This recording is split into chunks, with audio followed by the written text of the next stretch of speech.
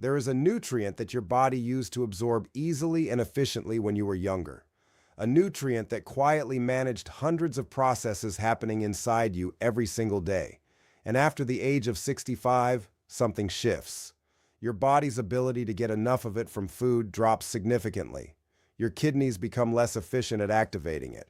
Your skin produces less of it even on sunny days. And because the early signs of deficiency look almost identical to normal aging, most seniors go years, sometimes decades, without knowing they're running low. The consequences of that deficiency are not small. We're talking about muscle loss that steals your independence, bone fractures that change the entire trajectory of your later years, immune dysfunction that leaves you vulnerable in ways you can't see, and a deep, persistent fatigue that no amount of rest seems to fix. The nutrient is vitamin D, and what researchers have discovered about how it works in the aging body, what it actually does beyond bones, and why the standard advice about it is failing millions of seniors is something you absolutely need to hear today. Let me ask you something honest. When you hear vitamin D, does it feel like old news? Like something you already know about? If so, I completely understand. It's been talked about for years. But here's what most of those conversations miss entirely. The role vitamin D plays in your body after 65 is dramatically different from what it does at 40. The threshold for deficiency changes, the risks of low levels compound, and the interaction between vitamin D and other systems in your aging body creates a cascade of effects that researchers are still actively working to understand. Most seniors never realize this until it's too late, meaning until a fall, a fracture, a diagnosis, or a health decline that could have been slowed or prevented nudges them toward a blood test that reveals they've been deficient for years. That's the painful part, and it's exactly why I want to have this conversation with you right now, before that moment comes. If you're new here, welcome. This channel exists because too many seniors are navigating their health with incomplete information, rushed appointments, and advice that doesn't account for how the aging body actually works. If you find value in what we share here at Dr. Silas Redford Wellness, please subscribe and give this video a like. It's how we keep reaching people who need this information, and we're genuinely grateful for every single person in this community. Now let's start with something that surprises almost everyone. Most people think of vitamin D as a bone nutrient. And yes, it is critical for calcium absorption and bone density, and we'll get into that. But calling vitamin D a bone nutrient is like calling your heart just a pump. It's technically accurate, but wildly incomplete. Vitamin D is actually a hormone. Your body makes it, it travels through your bloodstream, and it binds to receptors in virtually every type of tissue in your body, including your heart muscle, your brain cells, your immune cells, your pancreatic tissue, your colon, your lungs, and your skeletal muscles. When researchers began mapping all the places in the human body where vitamin D receptors exist, they were genuinely surprised by how extensive that map was. It became clear that vitamin D isn't just supporting one system, it's participating in the regulation of hundreds of biological processes simultaneously, which means when your levels are low, the effects are not isolated. They ripple outward in ways that touch almost every aspect of how you feel and function. A retired nurse named Patricia, 71, from Minnesota, came to her doctor feeling like she was simply getting old. She was tired all the time, even after sleeping 8 hours. Her muscles ached in a vague, diffuse way that she couldn't quite locate. She was catching colds more often than she used to.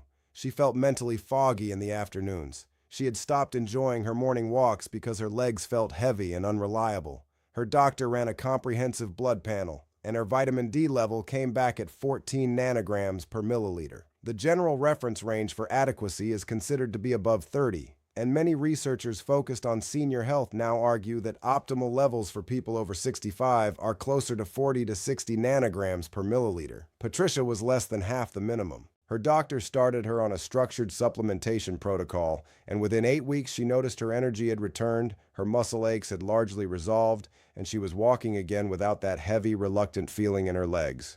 Same woman, same life, different vitamin D level. That's how powerful this one variable can be. But what happened next in the broader research landscape shocked many in the medical community. As vitamin D testing became more widespread over the past 2 decades, researchers began running large studies correlating vitamin D levels with health outcomes across thousands of seniors. And the patterns they found were striking. Low vitamin D was associated not just with bone fractures, which was expected, but with significantly higher rates of cardiovascular disease, type 2 diabetes, cognitive decline, depression, autoimmune conditions, and even certain cancers. Now, it's important to be clear here. Association does not automatically mean cause and effect. The research is ongoing and nuanced. But the consistency of these patterns across multiple large studies and the biological plausibility of the mechanisms involved has led a growing number of gerontologists to say that vitamin D deficiency in seniors is one of the most consequential and most correctable nutritional problems in aging medicine today. In a moment, I'll explain exactly why seniors over 65 are so much more vulnerable to deficiency than younger adults, and what you can do to find out where your levels actually stand. But first, let's talk about bones, because even though vitamin D is so much more than a bone nutrient, the bone story alone is worth fully understanding. Calcium is the primary mineral in your bones, and you've probably heard that your whole life. But calcium cannot be absorbed properly from your food without vitamin D. It's not optional. Vitamin D triggers the production of proteins in your intestinal lining that physically transport calcium from your digestive tract into your bloodstream. Without adequate vitamin D, you can drink all the milk you want, take all the calcium supplements available, eat all the dairy and leafy greens on the planet, and still absorb only a fraction of what you're consuming. And here's the part that genuinely disturbs many seniors when they hear it for the first time. When vitamin D is low and calcium absorption from your gut is poor, your body does not simply accept less calcium. It takes calcium from somewhere else. It takes it from your bones. Your parathyroid glands detect the low blood calcium level, release a hormone called parathyroid hormone, and that hormone mobilizes calcium directly out of your skeletal tissue to keep your blood levels stable. This is your body prioritizing short-term survival over long-term structural integrity. And if it's happening chronically, over months and years, the result is progressive bone thinning, increased fracture risk, and ultimately osteoporosis. The most heartbreaking part is that this process is entirely silent. You feel nothing while it's happening. The first sign for many seniors is a fracture, often from a fall that wouldn't have been serious at all if their bones had maintained their density. And the worst part is that this bone-thinning process is accelerated by several factors that are extremely common in people over 65. Reduced physical activity reduces the mechanical stimulation that keeps bones dense. Lower estrogen and testosterone levels, which occur naturally with age, reduce the body's ability to maintain bone matrix, and vitamin D deficiency removes the very mechanism that was supposed to keep calcium coming in. It's a triple threat that quietly dismantles bone strength in millions of seniors who are completely unaware it's happening. What doctors rarely explain is that by the time a bone density scan reveals significant osteoporosis, the process has usually been underway for many years. The window to prevent the worst of it is earlier than most people think. So why do seniors over 65 have such a harder time maintaining adequate vitamin D? There are several reasons, and understanding them helps you understand why simply trying to eat more vitamin D-rich foods is often not enough. The first reason is skin biology. Your skin produces vitamin D when it's exposed to ultraviolet B rays from sunlight. A younger person with good sun exposure can synthesize a substantial amount of vitamin D in 30 to 40 minutes of midday sun on a clear summer day. But skin's ability to synthesize vitamin D decreases significantly with age. By your 70s, your skin may produce as little as 1/4 of the vitamin D that the same amount of sun exposure would have triggered at age 25. This means the sun that was keeping your levels up for decades is now doing a fraction of that job. A man named George, 76, from Arizona, spent time outdoors nearly every day. He lived in a sunny state, was often outside gardening and walking. He assumed his vitamin D was perfectly fine. When his doctor tested him, his level was 22, well below optimal. His age had quietly reduced his skin's synthetic capacity to the point where even regular sun exposure wasn't compensating. He was genuinely surprised. Many seniors in sunny climates are. The second reason is kidney function. Even after your skin synthesizes or your gut absorbs a precursor form of vitamin D, your kidneys are responsible for converting it into the active hormonal form your body can actually use. Kidney function naturally declines with age.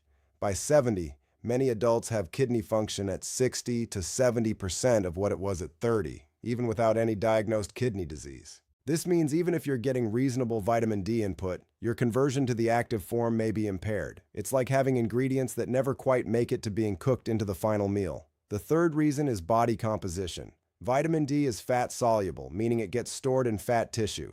This sounds like a good thing, but in people carrying more body fat than in their younger years, a larger proportion of the vitamin D they consume or synthesize gets sequestered in fat cells and is less available for circulation and use in the rest of the body. Researchers have consistently found that higher body fat percentages are associated with lower circulating vitamin D levels, independent of intake, which is another reason why standard dosing recommendations based on younger populations often fall short for older adults. The fourth reason is simply diet. Vitamin D is not abundant in most foods. The natural food sources of vitamin D are fatty fish like salmon, mackerel, and sardines, egg yolks, and beef liver. Fortified foods like milk and some cereals contain smaller added amounts. Many seniors eat less of these foods than they did when younger, either because of appetite changes, dental issues, food preferences, or dietary restrictions from other health conditions. And many seniors who are lactose intolerant or who have shifted away from animal products for health or ethical reasons are getting very little dietary vitamin D at all. Now, what about supplements? This is where the conversation gets nuanced, and I want to be very specific with you because the supplement marketplace around vitamin D is confusing and in some places misleading. There are two main forms of supplemental vitamin D, D2, which comes from plant sources, and D3, which is derived from animal sources and is also the same form your skin naturally produces. Research consistently shows that D3 is more effective at raising and maintaining blood levels than D2, and for seniors, D3 is almost universally the recommended form. The question of dosage is where things get tricky. For years, the official recommended dietary allowance for vitamin D was 600 to 800 international units per day for adults, with 800 being the recommendation for those over 70. But a substantial and growing body of research, including data from large clinical trials, suggests that many seniors need significantly more than this to reach and maintain optimal blood levels, particularly those who start from a deficient baseline, have darker skin, live in northern latitudes, carry more body fat, or have reduced kidney function. Many physicians who specialize in geriatric medicine now prescribe 2,000 to 4,000 international units daily for older patients, sometimes more in cases of diagnosed deficiency, with regular blood monitoring to ensure levels stay within a safe and therapeutic range.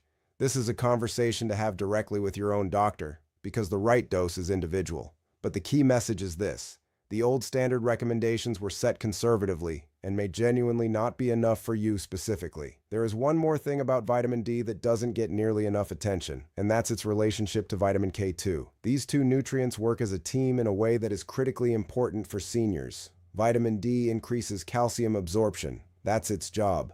But calcium that enters your bloodstream needs to be directed to the right places, specifically your bones and teeth, and kept away from the wrong places, specifically your arteries and soft tissues. Vitamin K2, particularly the form called MK7, activates proteins that perform exactly this routing function. It activates osteocalcin, which pulls calcium into bone tissue, and it activates matrix GLA protein, which prevents calcium from depositing in arterial walls. When you take vitamin D without adequate K2, especially at higher doses over time, the increased calcium absorption may not be properly directed, and arterial calcification can become a concern.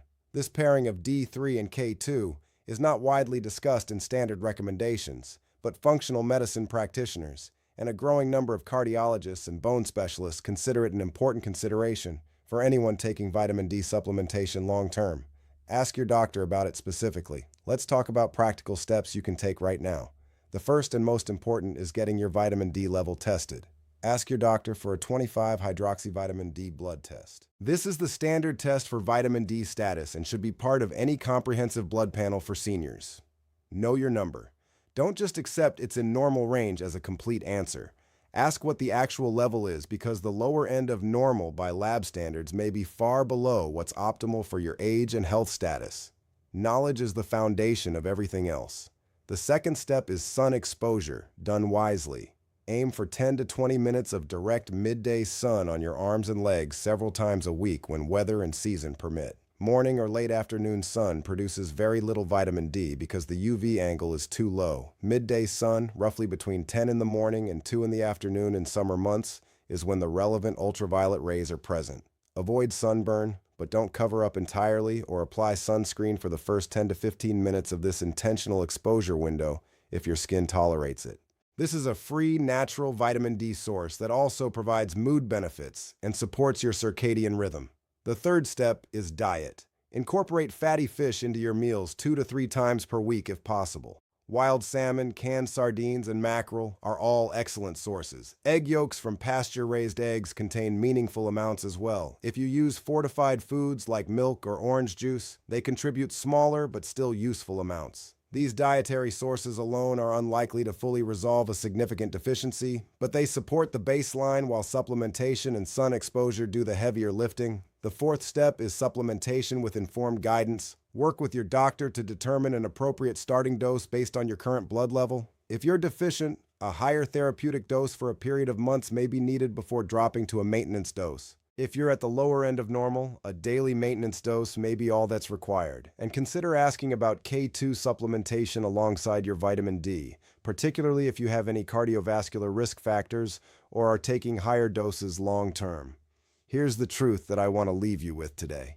The difference between a 65-year-old who feels strong, stable, mentally sharp, and resilient, and one who feels perpetually tired, prone to illness, unsteady on their feet, and slowly declining, often comes down to factors just like this one. Not dramatic interventions, not expensive procedures, a nutrient, a blood test, a conversation with your doctor, a small daily habit.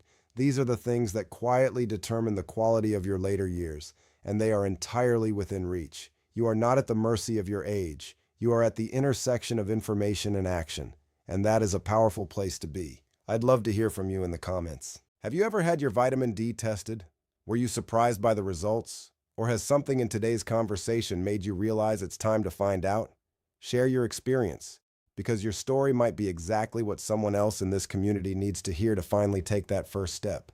And if someone you love is over 65 and has been feeling tired, achy, or just not quite themselves, please share this video with them. It might be the most helpful thing that lands in their inbox today. Thank you for watching, thank you for caring about your health, and we'll see you in the next one.